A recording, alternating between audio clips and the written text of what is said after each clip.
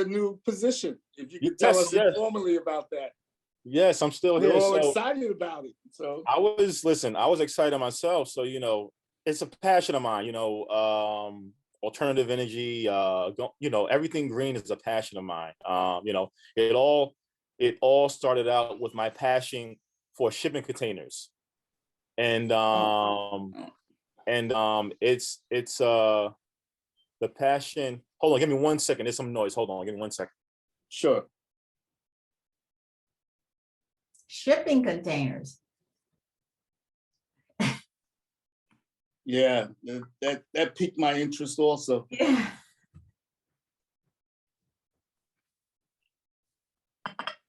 Yeah, so I'm back. Are you talking about using shipping containers for food? For housing. For housing, okay. Oh. Yes, for housing. So real quick, so I also run the city's food distribution. We have the largest food distribution in Westchester County. When it comes to people served and pounds of food being distributed. Prior to the pandemic, we was averaging about 350 to 375,000 pounds per year. During the height of the pandemic in 2020, we distributed 1.5 million pounds of food. So that's fresh. So that was fresh produce rescued from the Hunts Point wholesale market, and then we distributed right to the public the same day. So we had people coming from as far as Port Chester to Mount Vernon for food. Wow. So we didn't turn away anybody. Everybody who came left with more than enough. So we just kept it going, and I'm glad to say that, and this year, we was the first municipality to partner with the Westchester County Environmental Facilities Department to start composting. So the food that we don't give out during our distribution is composted through the county and their education program at their Valhalla site. Okay. I hope this is not a major interruption, but what I wanted to ask you, Shane, how you doing, Marlene? Okay, Shane, thank you. One of the things that we wanted to do, I'll just throw this out, maybe you'll make a note. We talked about getting a composting effort started just among some of the residents in Chester Hill Park. It came up last year at one of our meetings, but we need a demonstration because some of us are really ignorant about the composting process. Right. Right. But we would look forward to being able to set that up. I can't wait. Spring. I can't wait to help you guys out. I can't wait. Yeah. Shane, you can definitely talk to Alex. Alex will be thrilled to give the Chipna people a tour of that facility that will show them how easily they can do this. He told me they'd be happy to do a tour. Yes. And we just found out that we inspired the county to start a whole new municipal operation when it comes to composting. So there's going to be other cities getting on board. I'm not too sure where their food is coming from, but there's going to be cities signing on to contribute their food that they don't distribute to the county so it can be composted. And they're even willing to, if we have any special projects coming along, we can use the composting that we created to come back. They will allow that to come back to the city. So any special projects, any beautification projects that we want to partake in, we can get compost, we can get fertilizer and stuff from the county. Well, we have some ideas. Maybe I'll just shoot them to you by email. But we definitely would like to get a demonstration done. Right. Right here on Stuyvesant Plaza for interested residents. Yes. And to move with that in the early spring. Absolutely. Yeah, so real quick, back to the shipping containers. I just found, like, I came across it, I was reading it, and that passion developed about 4 or 5 years ago. And I'm looking at other countries and what they're doing with shipping containers. And I'm like, wow, like it's cheaper, it's more sustainable, and it's a lot stronger. So all these tornadoes that's happening in the Midwest, all these wildfires that's happening on the West Coast, this is a solution. It all depends on how you build it, So, with these flood ravaged states, like down along the coast of Louisiana and stuff, if you put them on pillars, if you raise them up, the water will flow right under them, and they can withstand a Category 5 hurricane. That's up to 140 miles an hour wind. It's just when people get afraid of these projects, because the upfront cost is a little, not scary, but it'll raise questions on, why is this so much upfront? But in the long run, you'll get your return within the next, 7 to 10 years. Yeah, absolutely. I didn't think about that application in terms of it, being an alternative for housing, because I know the mobile trailer parks are not making it. No. Those trailers are just not making it, man. And this is another solution for that as well. Yeah. Mm-hmm. Our son was interested in doing that down in Louisiana. Mm-hmm. Yeah. By the way, Shane, congratulations. Oh, thank you. Your new position. We so much look forward to working with you.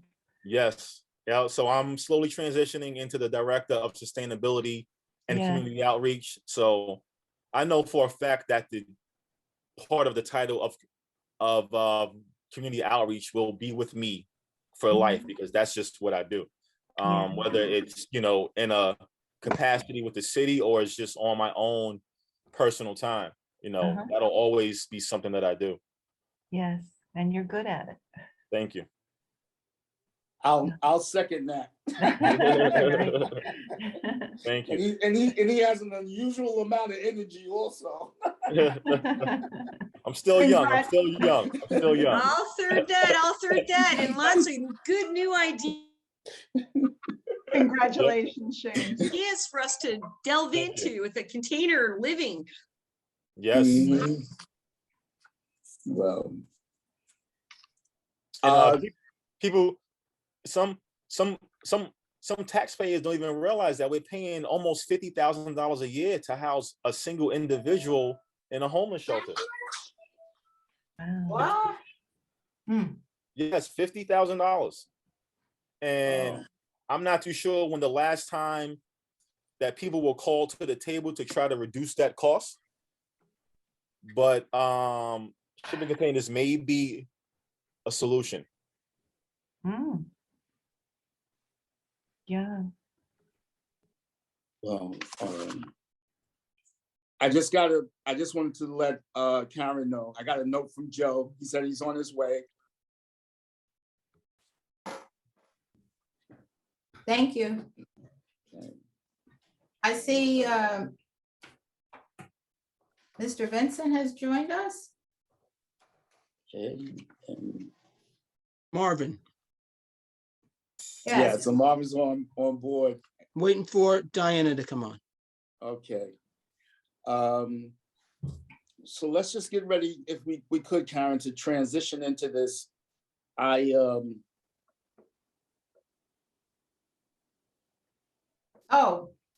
Is I just wanted to Diane? ask, I just wanted to ask Wazim if he had any update on the surveys, how many surveys came in as of yet? Yeah, same as yesterday, Tal. We had 8 responses. Yeah, same as yesterday? Okay. Yeah, nothing changed, yeah. So I just wanted to say to those who are on tap that we are trying to gather information from our neighbors, the residents of Chester Hill Park, and even those beyond, about key issues, key situations that take place, the opinions that the neighbors have, so that we can begin to develop some type of hopefully communal mindset or position on these points of interest, things that we feel we need to respond to as a community as such. So we did a survey. We have a current survey going in conjunction, with this presentation today. And I guess I'm going to take license now to maybe just address a couple of points. This weekend has been extremely interesting to me. So I want to put this forth to begin with. We have been organizing on the basis that neighborhoods, viable neighborhoods, I want to use that descriptive word, viable neighborhood associations and groups, really the cornerstone of a strong and resilient community. I want to emphasize again that word viable. We know from trying to reboot, and we're in a reboot process with Chester Hill Park. It's a historic neighborhood. It has ties that go all the way back to at least the Revolutionary War period.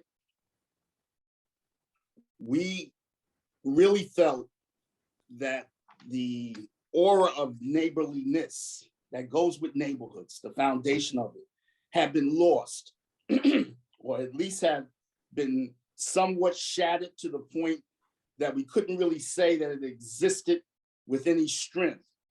We wanted to rebuild that sense of community here. And that's what our goal is. We're not doing this with government support. We're not doing it on the basis of organizational history that we're taking over. We're starting from scratch. And I can tell you this has been an extremely challenging enterprise. It's been invigorating, but it's challenging. And we know that there is a need for this, and we're going to push and push to try to make this happen.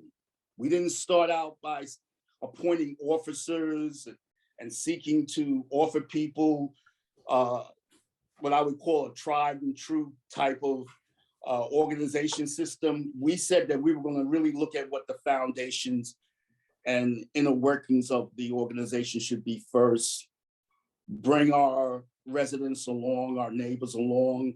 We're getting on board with a joint philosophy that they believed in and moving forward. And just getting back to the point where we have a sense of community. It is now, I think it will continue, to be a challenge.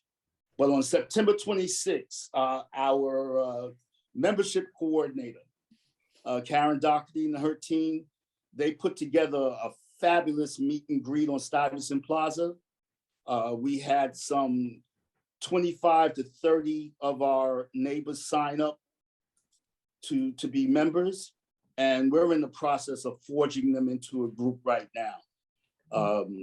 We have a number of components that we've put in place that we're just going to have to move forward to see them blossom.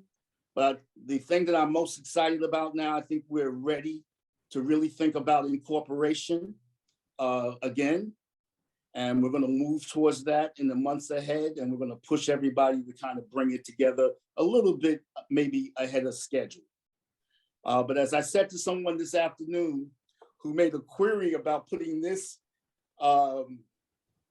education session together, this is our third one since last year.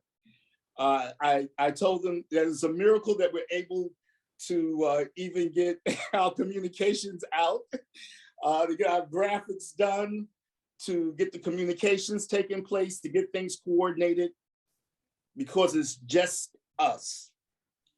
There's not a staff on hand. They're not seasoned individuals. We really draw on the availability of our fellow neighbors and the expertise that they have.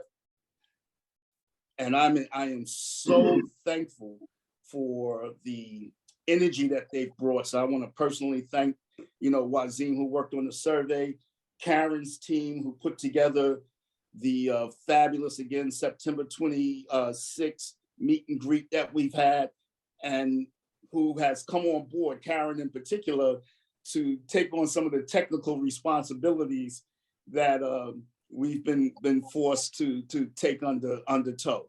So with that being said, I want to just talk about the theme for today. And I am encouraging people to listen closely. The theme was and is neighborhoods, the new home energy incubator. And I was queried about that from the time that we put it out.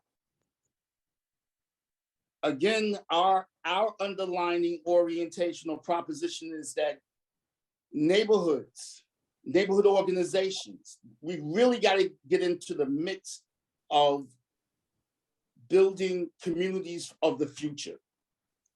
And we felt that if the energy conservation movement and greening movement was really to be successful, that it had to start at the grassroots level. We felt that that was imperative, that it was going to have substance and longevity, that our children, our families, the young people that are going to our local schools, the homeowners, that we had to buy into this in a serious way so that we become the incubators for the future of home energy. It's not the state, it's not the businesses as such alone. It has to be a partnership, but it has to go right to the heart of our local communities and our neighborhoods in particular. And we'll be the incubator, we'll make it work. We have to be engaged in that process. And when that happens, we felt we would have a real shot at making our future for the next generation better. So it's the neighborhoods that we're focused on. And although, we're having a presentation being done for what I would consider to be, and this is not an endorsement, but I would consider them to be the premier organization with which we will be involved as Mount Vernonites. They have, as I understand it, and they'll be able to explain it when they come on, they have a contract with us as a municipality, and we need to be on the ground level with them, seeing that this rolls out. There is no ifs, ands, or buts about that.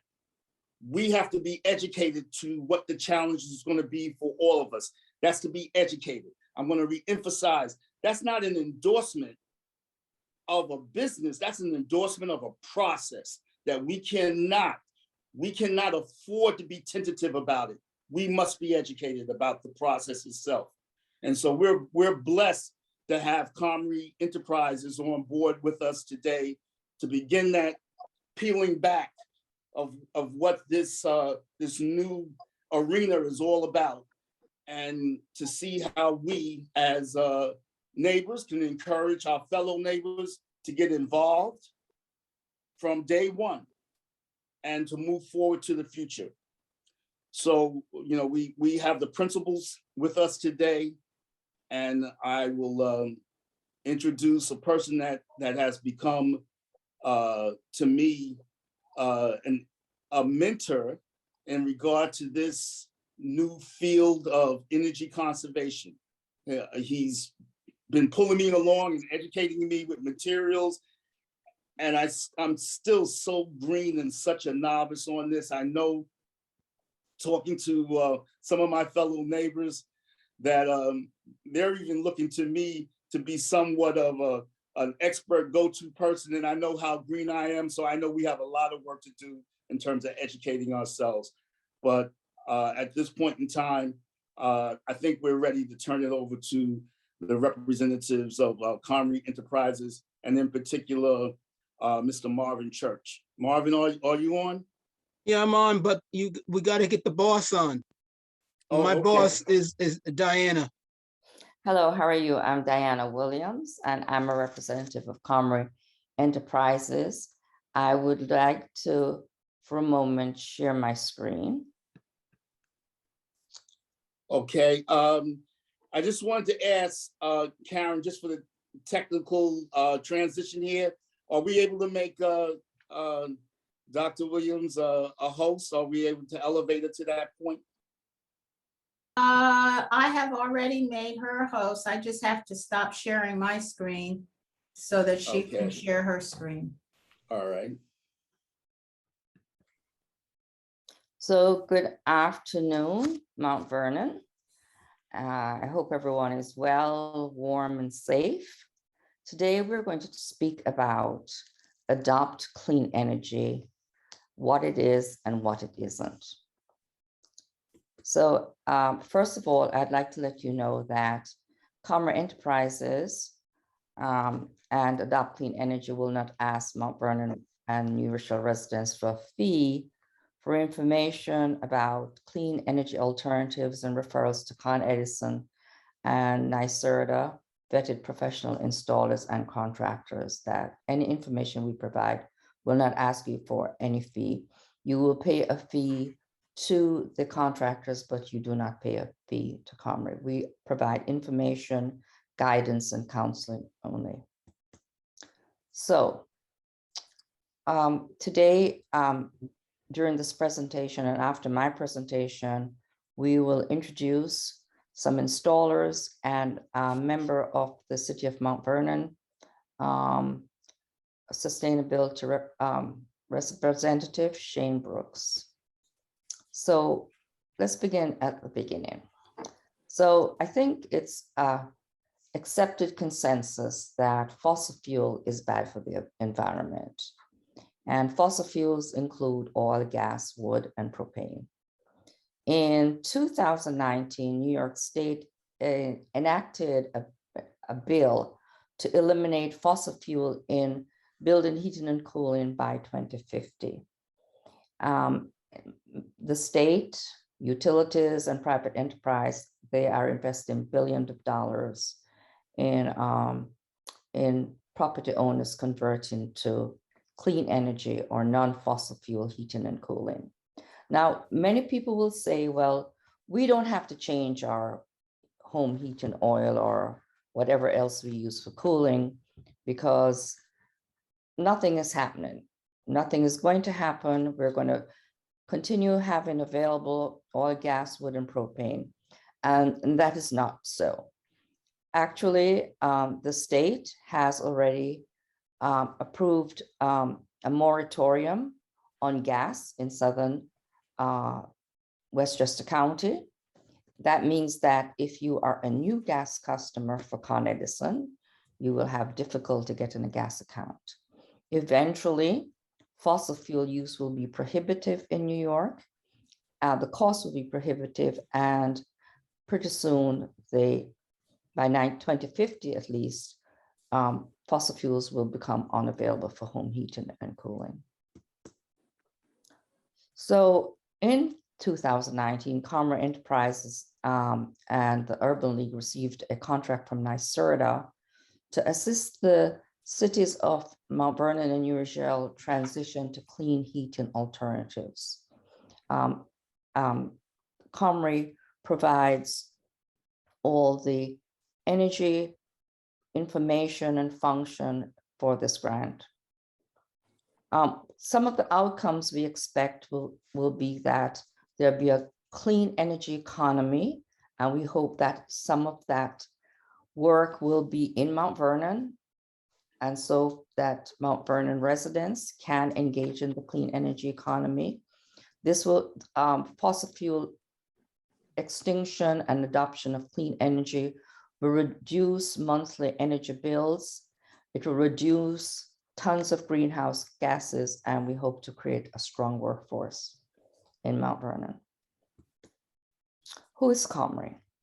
So Comrie is a company that has been around for about 20 years. We're a minority company based in New York, and we are committed to decreasing Mount Vernon's energy footprint. And we have been doing energy and energy efficiency for a while now. Here are a list of some of the organizations that we have been affiliated with. So what are heat pumps? Heat pumps are mechanical devices, and instead of heating a space, they transfer heat from one space to another. Unlike your typical boiler, heat pumps provide both heating and cooling. They do not use fossil fuel. There are two types of heat pump. They're cleaner, cheaper, and safer to operate. And there are a variety of fundings that are available for heat pumps in New York State at this time.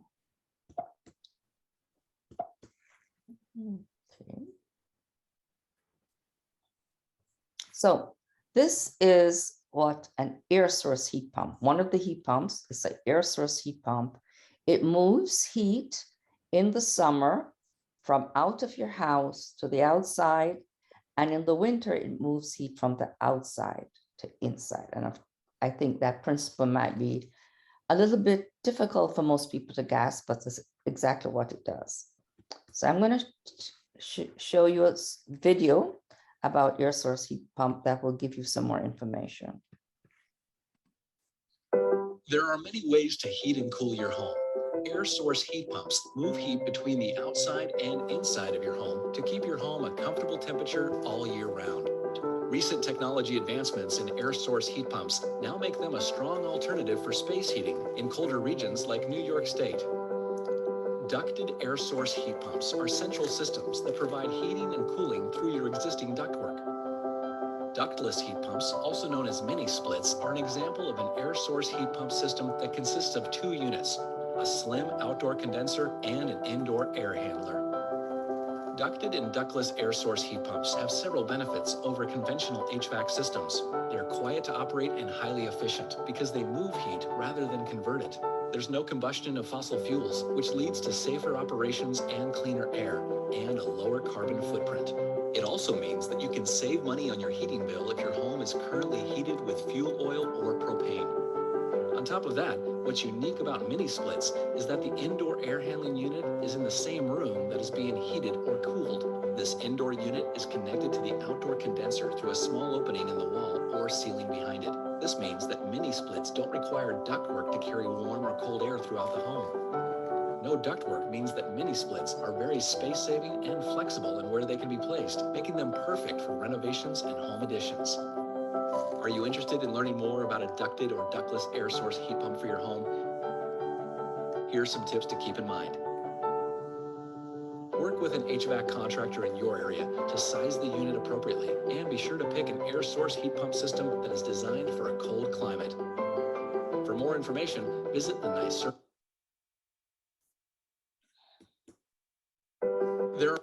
The other kind of heat pump is the ground source heat pump. And I'll show you a video about ground source heat pump now. Heating and cooling your home account for more than half the energy in a typical home, making it the largest expense and largest greenhouse gas emitter. But did you know that even though the weather around us changes throughout the year, the ground underneath is able to stay at a constant temperature all year round? That's because the ground soaks up 44% of the sun's rays and stores it like a battery. What if we were able to put this ground battery to good use? That's exactly what a ground source heating and cooling system does. How does it work?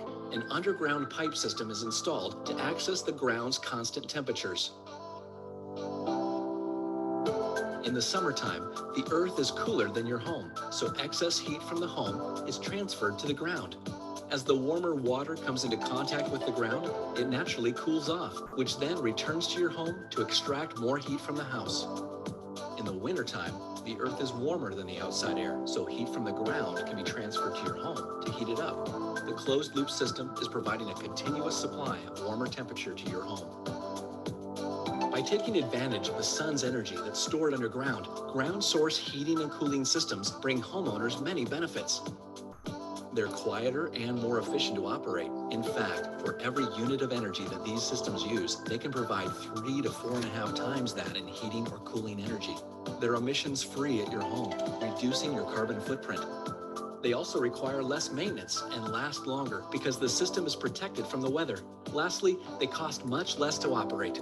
Ground source heat pumps can be installed in existing homes and buildings and new construction. New York State offers a rebate for the installation of a new ground source heat pump system in your home or building. Single-family homes get up to $15,000 and buildings get up to $500,000. There are several different types of ground source heat pump systems that you can choose from that best fit your needs.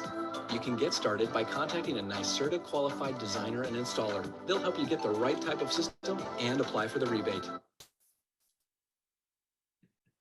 Heating and cooling your home account for more than half the... So how can you get a heat pump for your home or building in Mount Vernon? Well, you can go to the website www.adopt clean energy. That's the name of the campaign that promotes heat pump in Mount Vernon. And you can review all the information and complete the questionnaire on our contact us page. If you wish to go forward, we can get a heat pump company to do a heat pump assessment for your home or building. And you can also get a free energy audit to see how insulated your home is and what kind of energy upgrades you will need to run a heat pump. You can choose either an air source or a ground source heat pump, and the installer will let you know what the costs are, and will let you know what kind of incentives exist. There are many types of incentives to finance heat pumps in New York State at the moment. Comrie and the Adopt Clean Energy team will only refer you to Con Edison vetted professional contractors. Now, you may choose your own. If you choose a contractor that you don't see on our contractor list, then you may contact us about that contractor. We'll see if that contractor can be vetted to perform in this program, and we'll get them vetted. And if you have any problems with a contractor that we refer you to, you may contact us and we will help you resolve the difficulties with that contractor. Our website is regularly updated, so you can contact us at any time. One of the biggest obstacles to getting heat pumps is financing. Heat pumps are a substantial investment in your home. And while they make perfect sense and they will help with home heating and cooling, they do cost more than a penny. And so one of the things that Adopt Clean Energy has done is that we have set up financing charts to help our homeowners, our building owners, get information about the different kinds of financing that exists. Now, the financing schemes change. The first layer of financing is the non-refundable or the non-repayable financing. Those are the grants and incentives, rebates, and tax deductions. And the second layer is low interest loans, and a third layer are commercial loans. Some of installers provide special financing to help homeowners afford heat pumps so that you just have to pay an installment payment rather than coming up with one big sum. And for the low to middle income property owner, there is additional financing. We at Comrie and Adopt Clean Energy, we are making free credit repair services available to homeowners who may have experienced financial hardship during COVID. And of course, there's special financing for places of worship, which is unusual because places of worship don't often get financing in certain state programs. If you want to know more about heat pumps for Mount Vernon, you just go to our website. You can learn more about heat pumps. We're also providing heat pump training to Mount Vernon residents, and that training is free, and you can complete the heat pump application. Now, I would like to introduce some other speakers, and one is Shane Brooks. Shane, if you're on, please let us know. Yes, I'm on. Thank you. You're on. And also, we have some installers, a representative from the air source heat pump community, ground source heat pump community, and someone from the solar community. So Shane, I will let you go ahead and lead the discussion. Well, thank you, everyone. Thank you for the invite. Thank you for including me in on this meeting. My name is Shane Brooks. I'm currently the Director of Social and Community Outreach for the City of Mount Vernon, and I'm slowly transitioning into the Director of Sustainability and Community Outreach for the city. And we just wanted to, you know, everything green is a passion of mine. So, you know, I myself proposed this new position. It was well accepted. You know, I was a little hesitant of submitting it due to, you know, me not having the formal, I guess the formal teaching of being a sustainability director, but it's in my heart, it's in my passion. So I know I'm going to do well with the support of groups like the Chester Hill Neighborhood Association. I'm just here to listen, to learn. By no means do I know it all. This is new for the city. This is new for myself. So I'll definitely be you know, asking some questions, fielding your concerns, and figuring out a way to best address those concerns from the city side.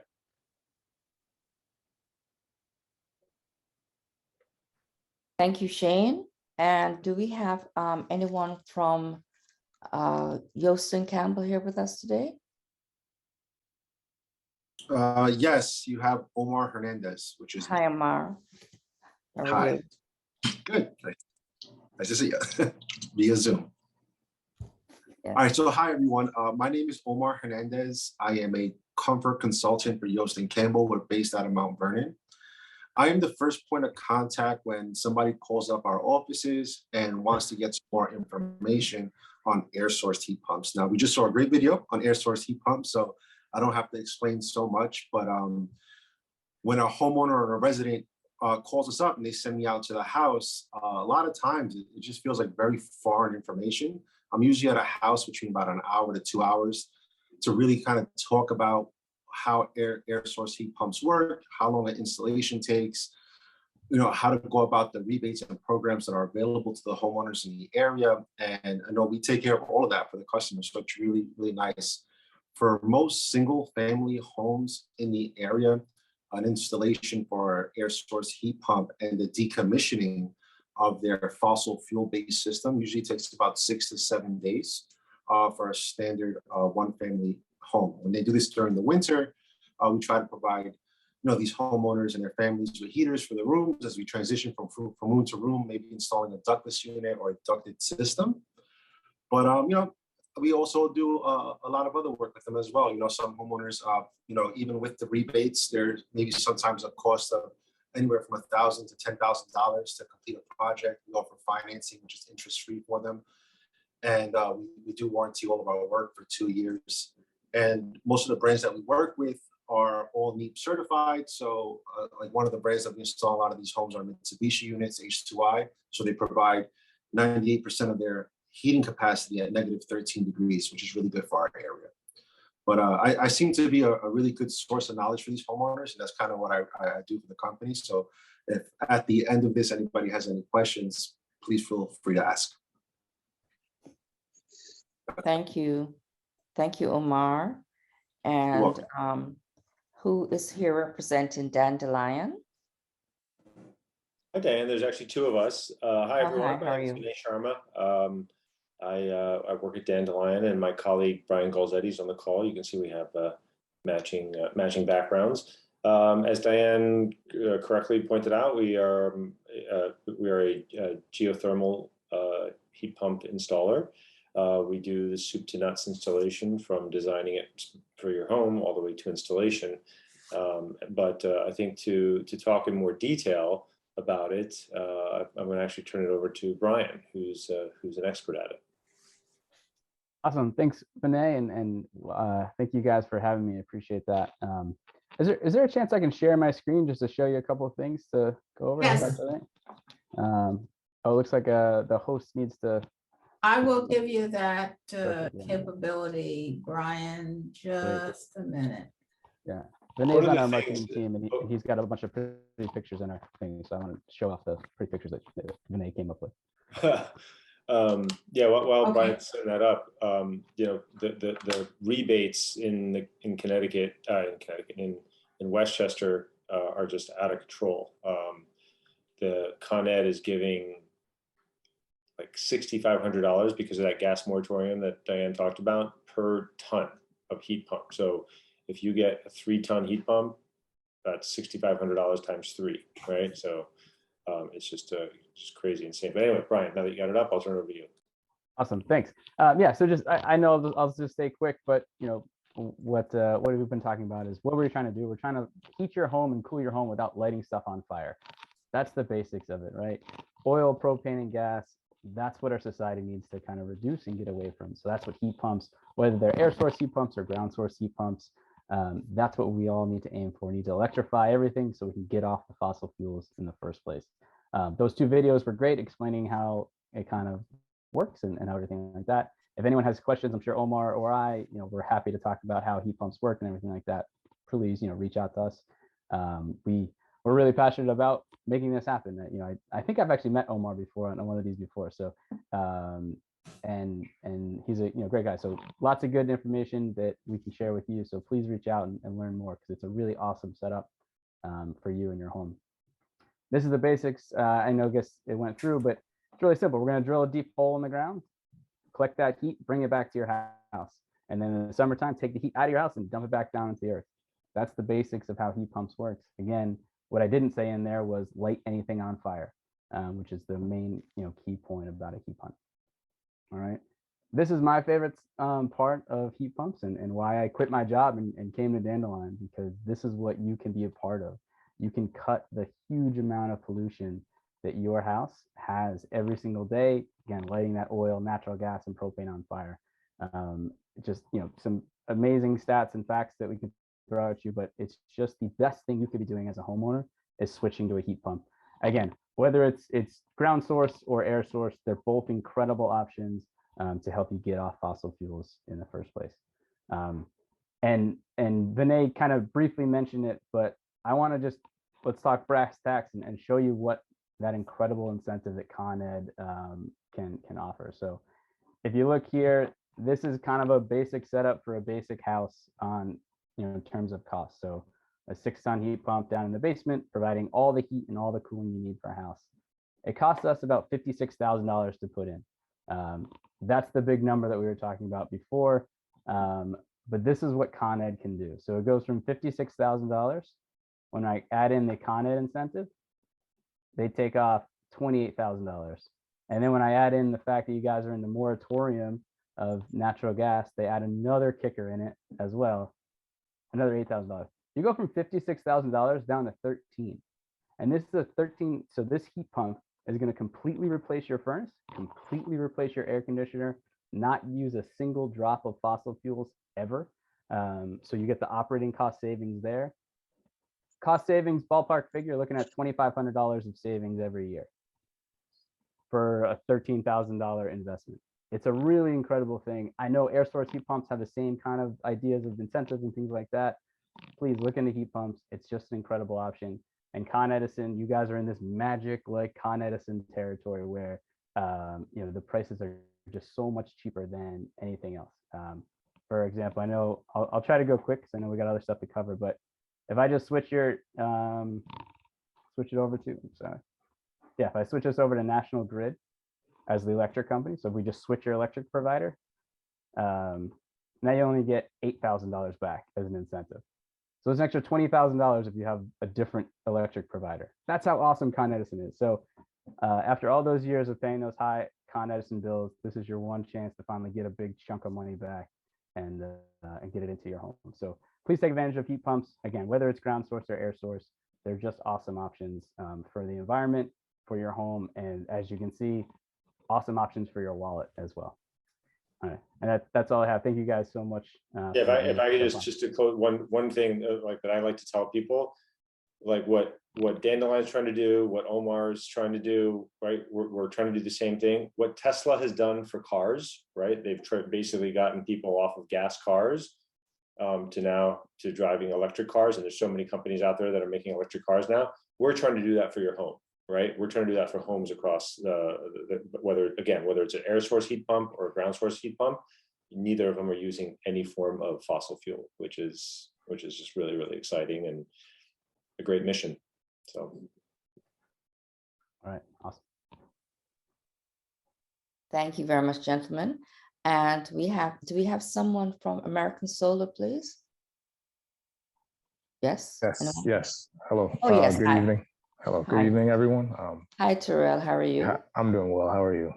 So we have decided to include solar in this presentation because even though solar is not part of the typical heat pump presentation, solar does save homeowners, building owners on their electric bill, and heat pumps are run by solar electricity. So we can offset some of those other electrical appliances you have by adding heat pumps. So Terrell is very smart, and Terrell is going to help tell you about how helpful solar is and how helpful solar can be when combined with heat pumps. Go ahead, Terrell. Yes, thank you for the invite. And heat pumps and solar are like peanut butter and jelly. They go well together. I mean, I first was introduced to Dandelion back when I worked with Tesla, and that technology is amazing, as well as the air handlers.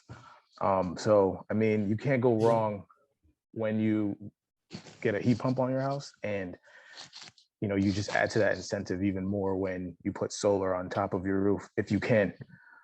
Solar has become one of the cheapest, if not by now, the cheapest way to generate energy.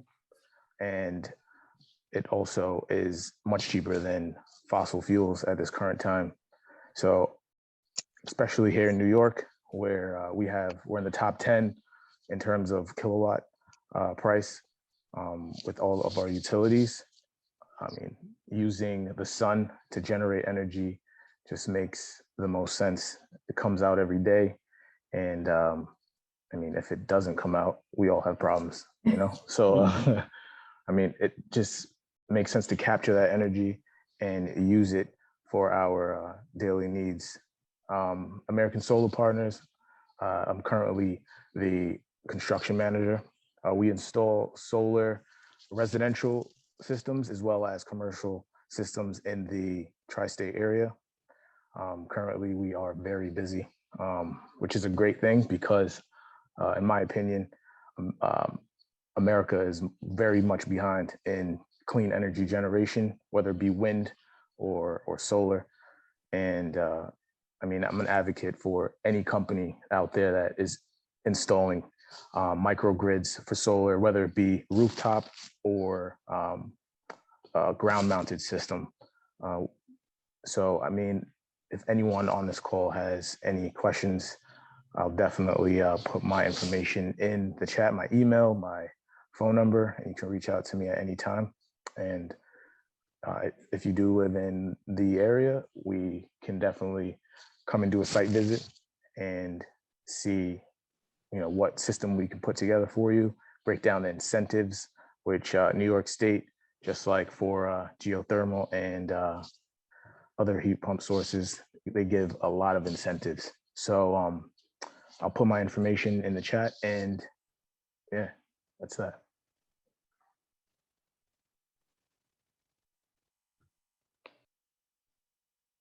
I have a question for you. Yes. If someone was a 3-bedroom, 2-bathroom, 2,000 square foot home, they got a ground source or air source heat pump, and they were to add solar to that combination, what would their total electric bill be with and without solar panels? Ooh, An average. That's a great question. On average, I mean, the average solar system in America is about 8 kilowatts.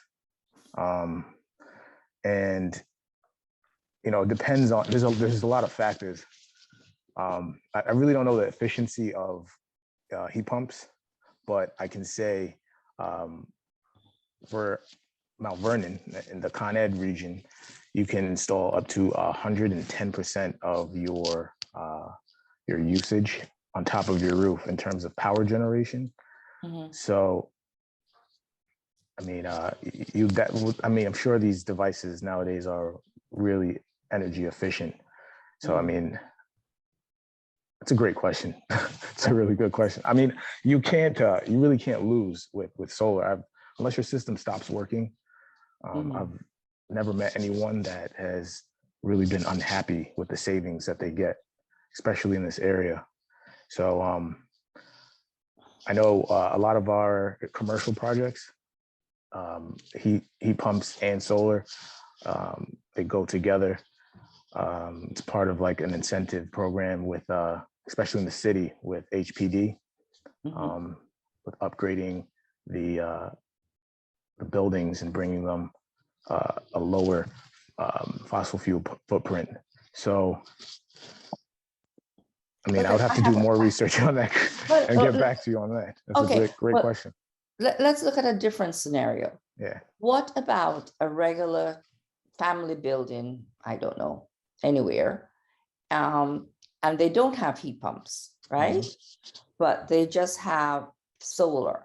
What's the average cost of their electric bill, say before and after? I'd have a better idea. Someone who's using electric heat. Do you have many clients like that and they decide to go solar? Definitely. Those are more newer homes that are getting installed with electric heat. Right.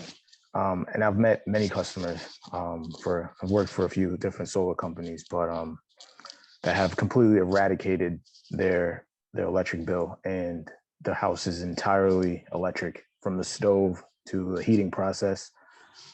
So, I mean, there's definitely a great incentive with going solar, and, you know, especially in this area, since you can actually send a certain amount of energy back to the grid, you can save up credits, and over time they compound, and eventually, you know, you just forget about your Con Ed bill. I mean, you do have to pay a grid maintenance fee.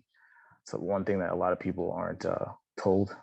It's just about like $20 for Con Ed, $18 to $20. But I mean, it beats paying, you know, $200 or $150, depending on the size of your house. Or so I mean, it's a no-brainer at this point to go solar if you can, or at least tap into the incentives. If you have, you know, an apartment, there's ways that you can tap into those savings as well.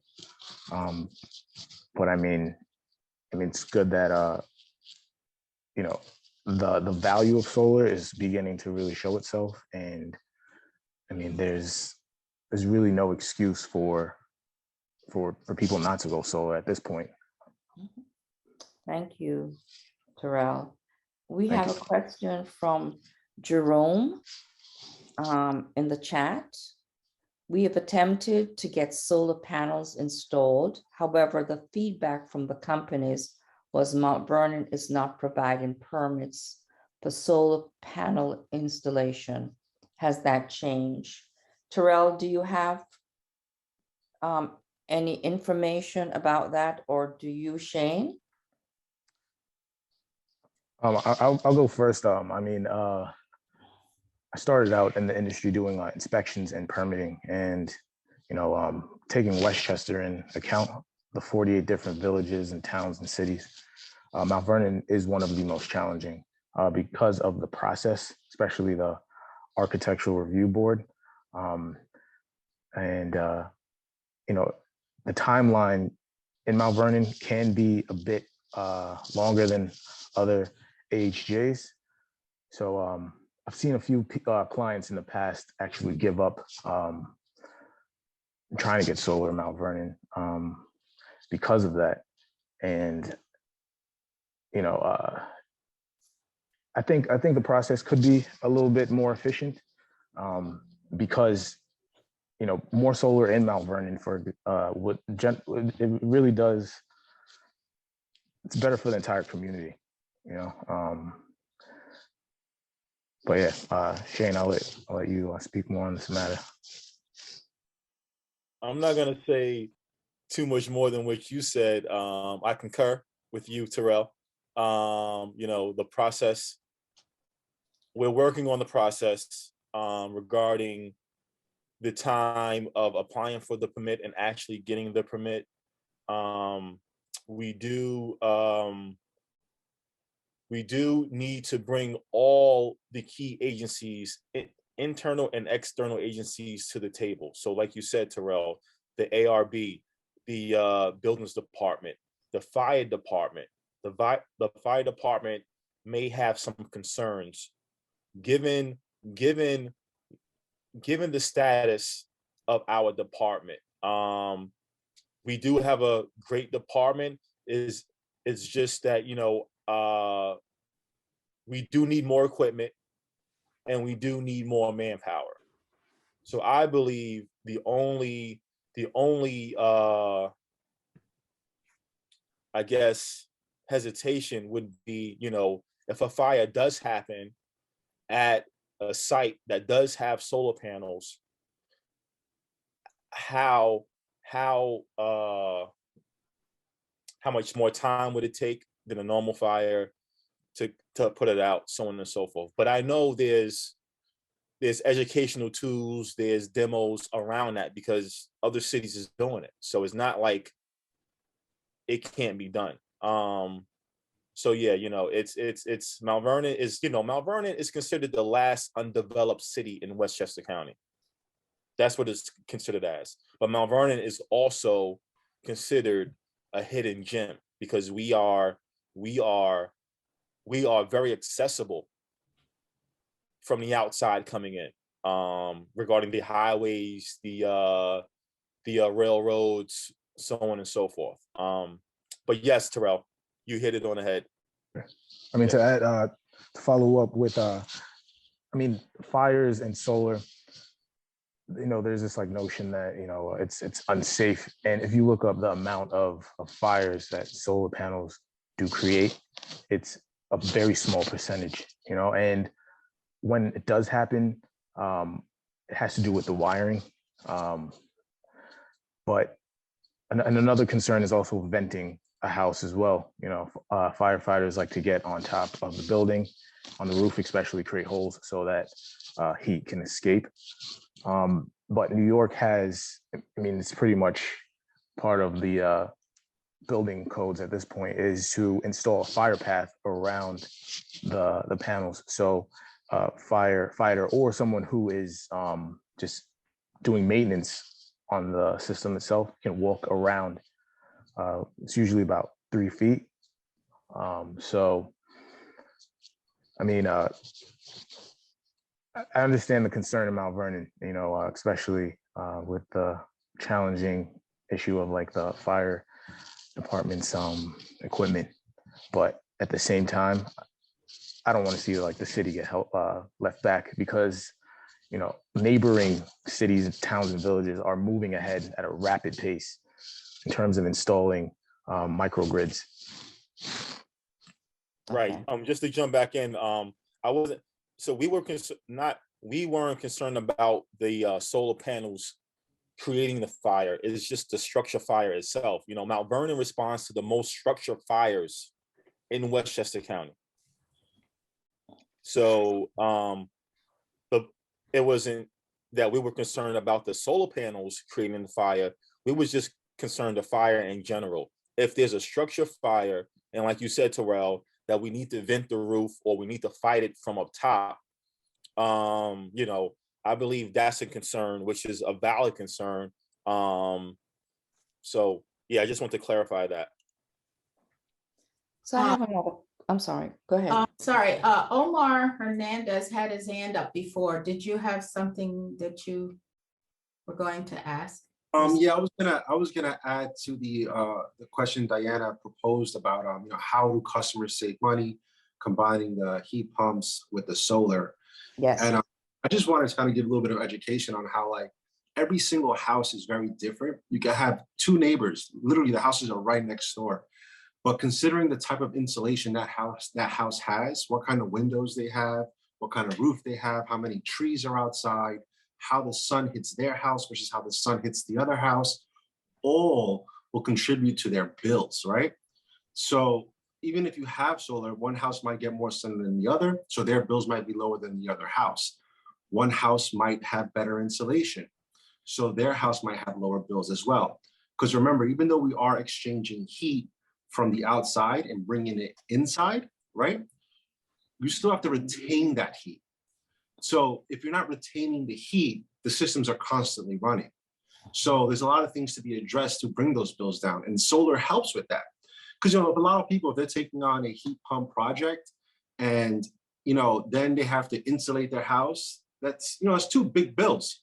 So if they had a solar incentive, that will help bring those bills down and give them the time to help try to insulate their house better in the future. So I just want to let you know, it's not very easy to say what's the average user going to save, because every single house, even if they're neighbors, will be completely different. So it's kind of give that information. Brian, tell us this. How long does it take to install a ground source heat pump from the moment you have your first encounter with the client to the moment when it's up and running? Yeah, it's a great question. I'm gonna couch it a little bit in the sense of it depends, right? But in general, we have a very thorough design process we'll go through, create an exact designed system for that each specific house. We do have to go through the permitting process, and you guys probably know better than I, permitting can take a while through the town sometimes, right? So that can add a month, sometimes 2 months to the process. Then we'll get you on the drilling schedule. That drilling schedule right now, we candidly have a ton of people banging on our doors to get these systems, as I'm sure Omar does too. Everyone's, especially in the wintertime, right? Everyone's paying that first oil bill and says, timeout, I'm calling somebody else. This is crazy. So huge demand right now. We're currently installing about 6 months after we get the permit back, or so. If we can do a slightly more common rig and you don't have access constraints in your backyard, we can do that sooner, maybe 3 months or so. So the whole process does take a couple months for sure. It's not something that you can call us up and say, hey, my furnace just died, can you be here tomorrow? So it's something that you definitely want to plan ahead on and be ready for, and kind of think in the future of when you do want to make that switch. Once we start drilling takes about, we'll say about a week. And then inside your house, similar to how Omar said, it's a couple days to switch out everything. If we're doing it in the winter time, we'll hook you up with some space heaters so you don't have to leave your house or anything like that. But we do have to, so we remove your current furnace and throw that out, and remove your current air conditioning unit and throw that out, and put you with a brand new, heat pump system that's going to last you 25 years as they go, with no maintenance or anything like that. So that's the basic timeline and process for how you go from today till installed and happy and comfortable inside your house. I'll also add to what Omar was saying in terms of like house operating costs and stuff like that. Even just what people set their temperature at can change dramatically how much energy they use. So we design our systems to keep your house at 72 degrees, but if you only keep it at 69, then you're going to use less energy than we thought you were going to use. On the alternative, if you crank it up to 80 degrees because your mother-in-law comes over and she's freezing, you're going to use more energy, and that's just how it is. So every house is going to be different. We can do a good calculation. I'm sure Omar can do it as well, and I'm sure Terrell can do it as well. We'll look at your current usage for energy and then have a very easy calculator of like, hey, you're using this much energy and this is how much you're paying right now. If you make that switch, this is how much you're going to save. So it really is, it's beneficial. Just take that 5 minutes and give one of the three of us a call, and we can throw numbers around it and really give you a better idea of what that's going to be. Thank you, Brian. I see. Shane has his hand. Okay. Shane? I believe Talbert had his up first. Go ahead, Talbert. I don't want to jump the line. Okay, thank you. I'm just thinking about the power of video. I converted at my residence several years ago. Now I'm thinking it's almost 15 to 20 years ago, from oil to gas. And there were surprises for me almost at every step. When you talk about decommissioning your certain aspects of that heating or cooling process, the machinery, we had to have something happen with our oil tank. We had to find a way to reroute our gas pipes. If someone could have told me about it, if there were another homeowner, and I'm sure there was someone that I could have conferred with, it would have made the process smoother. There were days that I had to take off from work just to do some kind of emergency, kind of responding to things that were coming up in the overall process.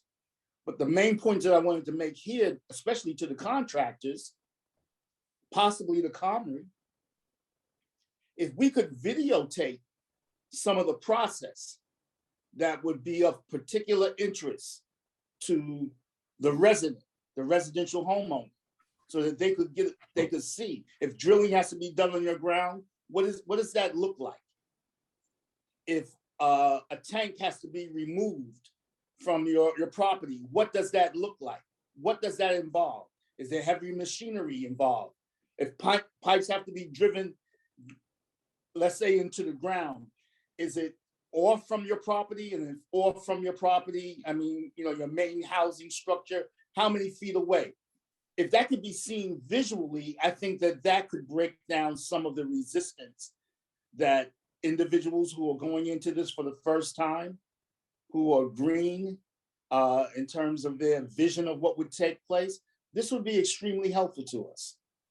And, I was thinking about having model homes that people could go and see, but, people may be very reluctant to open their homes. But if we could get a video of that and share it, we could pump that out to collectives of neighborhood groups, all at, let's say, the group's pleasure. So if they could pull 20 residential neighbors together and say, well, this is what it looks like. Do you have any other interest? We can package that and we can send it out when it's convenient. And maybe we can accelerate this process by cutting down on some of the unknowns as such. That's a suggestion. Tal, that's a wonderful suggestion. And I am speaking to our installers because that is a great marketing effort to have our residents know more about what the installation process is like before they buy into the process. But it's a great idea. And I see here that Brian responded that there is a video about geothermal installation. And Brian, if you can share that link with that, is that the YouTube link you shared? Yeah, so this actually just came out this week. There was a feature on Dandelion and what an installation looks like. Vinay is actually in that video, so you can find his smiling face in it. But it follows Kathy, our founder, going through A, just looking at what an installation will look like, and then B, just obviously some of the benefits of geothermal. That's just our most recent one. Google searching videos of Dandelion. Our website, dandelionenergy.com, has a ton of the videos. This Old House did that program, the TV show there. They did a whole episode on Dandelion itself and followed and again went through a whole design process. So yeah, I think those links will be really helpful. And I think Vinay is working. He'll send it and share it with the group, and yeah, to post it on your guys' website, I think would be a solid option for you, because that's what people want to see. The people want to learn a little bit before they make that phone call, and that potentially can help encourage them learn a little bit more. I think the videos that we watched right in the beginning of this were pretty great and solid, have a good explanation of how it works. So people want that visual clues to encourage them to even make that first phone call to Omar and me and Terrell of what we're looking at. Thank you very much. I'm about to add a second YouTube link. That's actually a customer who just posted this like 3 or 4 days ago. He made his own video of the full process, exactly what you were just talking about. So this is a customer. He's in Connecticut, but I mean, I don't know where in Connecticut, but he even goes through his costs and stuff like that. You'll see the cost is way higher than what Brian shared with you earlier. But it's literally like a 15-minute video this guy made. We didn't ask him to do it. He just made it. And obviously, and it's public on YouTube. So this has nothing to do with us. Unlike like the one that Brian shared, it's one we created about Kathy, our founder. But this one, the second one that I just shared, is literally a customer review. Thank you very much. Shane, do you have your hands raised, Shane? Yes, I have a question for the installers. Maybe Dandelion can answer this. When you were talking about tonnage and how much these ground source heat pumps weigh, is that based on the square footage of the house, like the tonnage of the unit? Yeah, so I'll jump in there. So tonnage it's not actually how much it weighs. It's kind of a misnomer. It's just it's a unit and measurement of heat capacity. So air conditioning units and heat pumps, they're measured in tonnage. So a 3-ton unit produces less heat than a 6-ton unit. So it's just the amount of heat that is produced for your house. So what Dandelion does, and I'm sure Omar's group does as well, we're going to look at your house, do a full calculation of how much heat your house needs, and therefore size the heat pump for the exact right size heat for your house. We do that, A, not only because we want to make sure that we keep you exactly comfortable and happy in your house, B, because we're trying to save the environment, so we don't want to put anything that's inefficient, but C, Con Edison doesn't want to write a $45,000 check for a system that isn't going to properly heat and cool your house. So the tonnage that we talk about is the amount of heat capacity to the amount of heat that a heat pump can deliver to your house. All right, one other question. I'm sorry to take up some more time. Now, based on the diagrams that were shown, so ground source and air source heat pump. So when I was looking at the air source heat pump, I seen that the outside unit went into one room. So on air source heat pumps, if you have those split units in 5 rooms, do you have to have 5 outside units, or can one unit service more than one room on air source? All right, I'll jump in there. With the air source units, the heat pumps outside, depending on the brand, they have single zone and they also have multi-zone. Okay. Multi-zone outsourced can do up to 8 rooms on one heat pump, depending on the brand. So just to answer your question, you can have multiple rooms on the same heat pump outside, but those rooms, the BTUs or the tonnage rating, have to match the outdoor heat pump. So if you had 2-ton indoor units, then that means the outdoor is going to be 4 ton, and then that's the max capacity of that particular heat pump. Then you'll need a second one, and so forth. Cool. So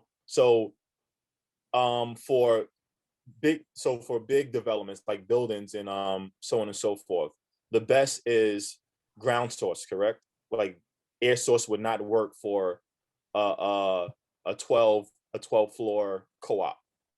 The best is going to be a ducted system, and whether that's air source or ground source, if you have a big huge building, you want ducts delivering your air into your rooms, because especially in an interior room, you can't, and I think this is right, Omar, you can't put a mini split on an interior room because it needs to be on an outside wall. Yeah, you can, but at that point, it requires a general contractor to do some type of construction so we can get the line set from the middle of the house or the building outside, right? Because you typically want to install them on an outside facing wall, so we can just make that small hole and it goes right outside.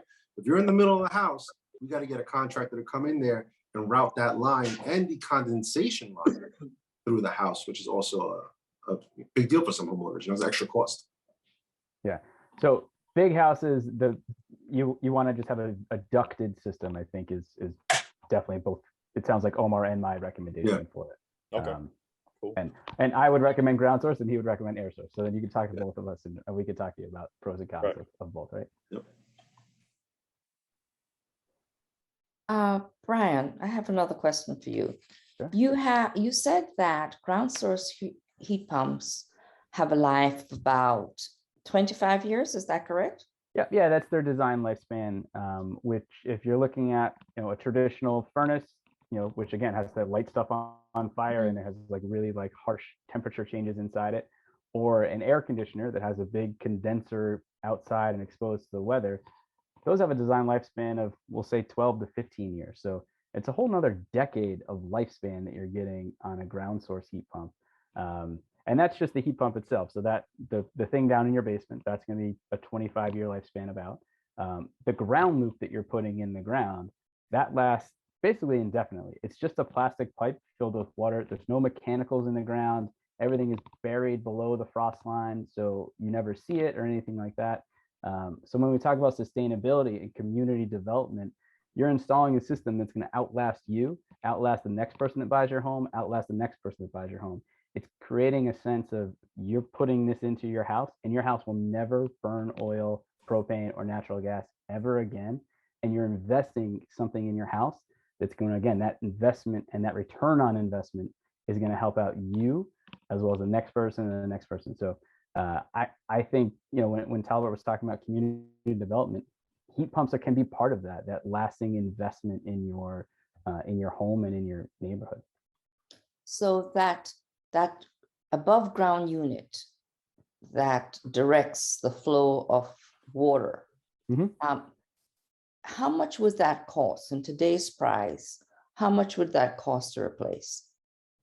So if you just needed a new metal box in the basement, those are list price from the manufacturer, right? About $10,000. I don't think the incentives work if you're just replacing like a metal box unit. But what you can do is you don't have to re-drill a ground loop. You don't have to do any of that. So it's just that one, central thing. Same thing with air source heat pumps. Everything's already set up, so you just need to swap out a new one pretty easily. And in your experience, because the literature seems to suggest that ground source heat pumps, the entire equipment in totality can last 50 years. But in your experience, how often do you change the box? In other words, how much life are consumers getting out of that above ground box? 25 years is what people are seeing. Yeah. 25 years. That 50-year number that you might have seen, maybe they were talking about like the ground loop, again, the plastic pipe that's in the ground. Yes. That has a warranty of 60 years. I see. So maybe that's the number you saw. But again, that's just a warranty. So it always, things obviously tend to outlast their warranty. Otherwise, it wouldn't be a very good warranty. I see. And does Dandelion offer any kind of special financing process? Do you offer some sort of installment payment or something? Would you like to explain that to us? Yeah, absolutely. Almost all of our customers finance. It's a really great option for people. We partner with a bank called Enerbank, and because we're the biggest geothermal installer in the country, we have special kind of financing options through that Enerbank organization. They have a program where there's zero money down. So all of our financing is obviously zero money down. And then additionally, there's no required payments for a full 18 months after we start. And that's after we start drilling. So even after you sign the contract, you're still not paying anything.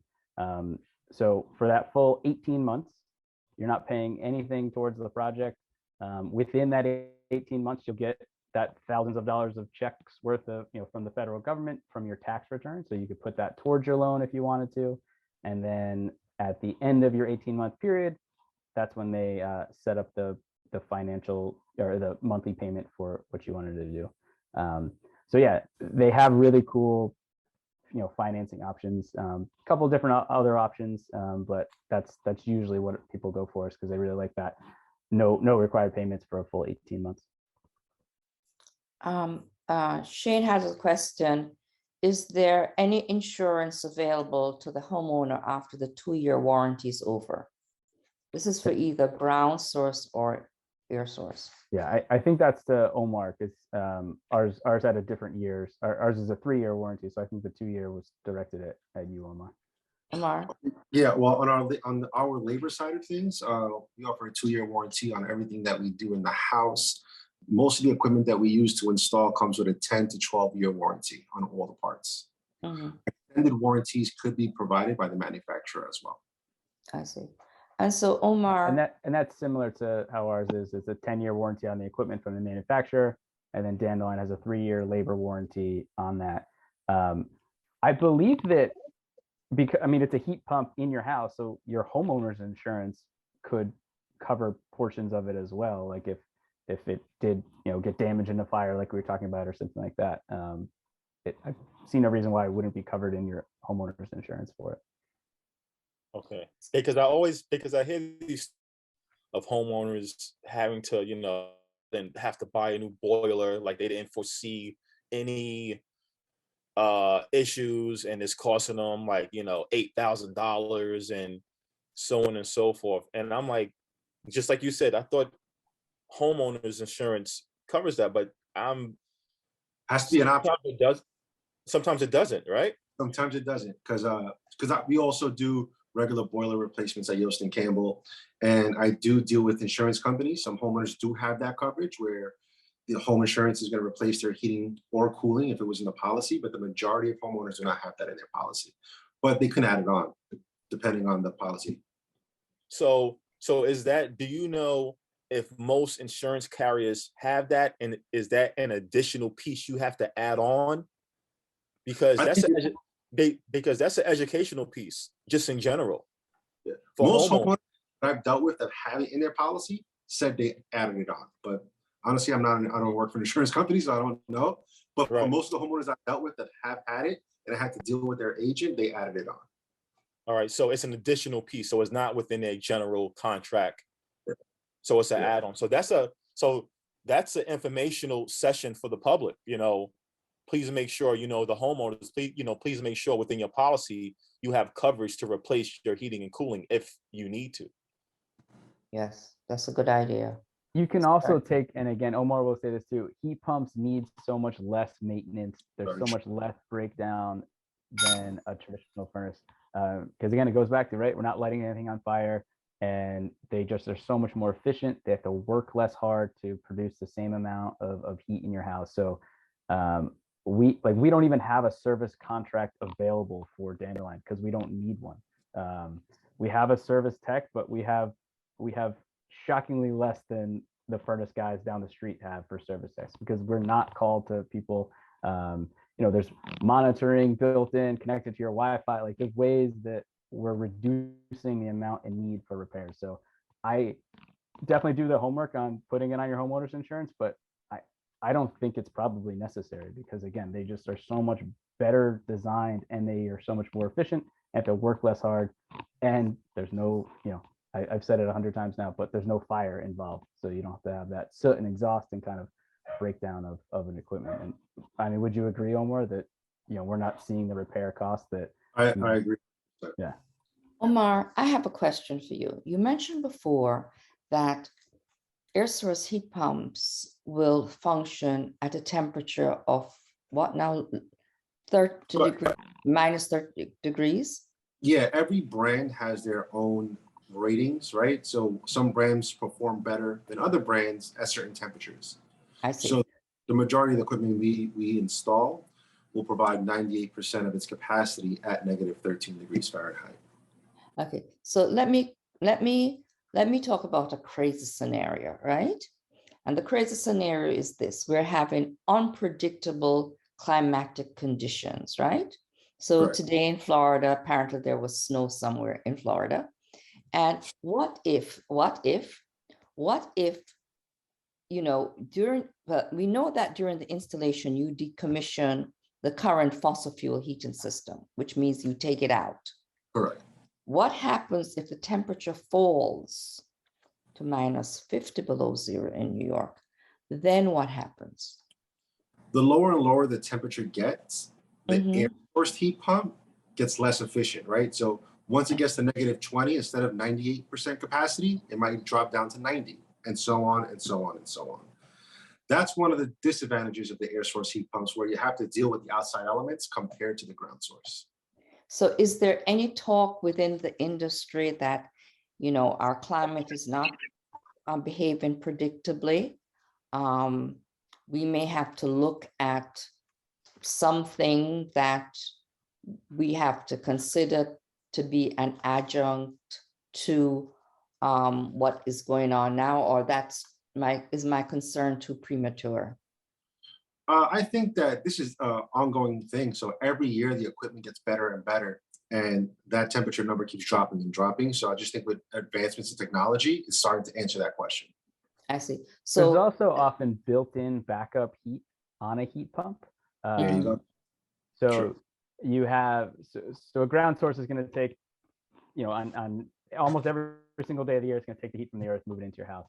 But then it has a backup system built in where it's an electric based, like resistance heat. It's basically like if you think of a toaster oven, right? Like that's how it creates heat, just resistance heat. So they have like an electric strip that they can include in a heat pump and that's exactly for your case. So as a backup, hey, today you forgot to close your window upstairs, so your house needs a little bit more heat. This thing kicks on and gets you that extra heat. So heat pumps have a backup built in already. So there isn't any need to keep your old furnace or, your 3 extra pairs of socks in case it gets too cold. Like that won't happen. You're going to have that backup heat involved on your house. thank you, gentlemen. Thank you. Tal, do you have some closing words for us? Yeah, thank you, Diana. I want to thank all the contractors who came on board. This was a tremendous educational experience for me, and I think in particular for all of the CHIPNA members. But we're going to try to arrange to pump this out to our neighborhood associate partners across Mount Vernon, and maybe we can coordinate that with Shane. This will be a good coming out for his new position and the new department that's being put in place. I want to thank everyone, and in particular the associates from Comrie for being with us on this Martin Luther King Jr. tribute weekend. Shouldn't lose sight of that. I'm glad that we're talking about grassroots movements here in terms of educating the population. I think that's in keeping with the entire theme that was promoted by this great civil rights, human rights advocate that we are honoring this weekend as such. We are going to be having some additional meetings if we can coordinate this effectively. I want to say to the members that are still left online that this should be an incentive to us to move forward and pull our organization together. We have to be in a position to begin to think not only as residents of our neighborhood, but also as part of the economic engine that pushes innovation that needs to take place in respect to not only this new energy arena, but also in terms of green space refurbishment as such. So I want to again thank everyone. Karen, Joe, do you have any last minute technical pieces? And no, this was very good, and I'm very happy to have received this information. I have recorded it so that we could actually make it available on our Facebook page, or Joe. Yeah, I'll take care of that. Once Okay. you have it available, I'll give you the steps to put it in the Google Drive. Okay. And I'll edit and post it, and I'll post it on our website, our Facebook page, and YouTube. And so those that have not been able to attend would be able to get the information, which was great. Because I had a lot of questions that were answered. And Karen, and is there one last thing that I could mention before we just sign off officially? I just, if I may, can you hear me? Okay, I also just wanted to take a moment out in closing to recognize the passing of Mr. Reggie Lafayette. Oh, yeah. You know, historic figure in terms of our county and our city in particular. He passed away this weekend.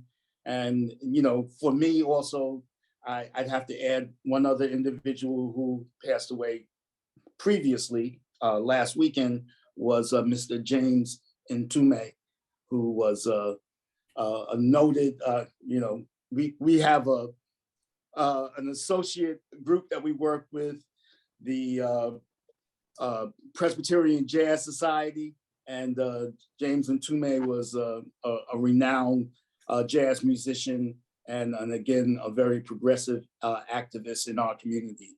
So with those things being said, I want to wish everyone a good and pleasant remainder to this Martin Luther King Jr. Tribute Weekend. And we look to be in contact with you. And thank you so much for joining us.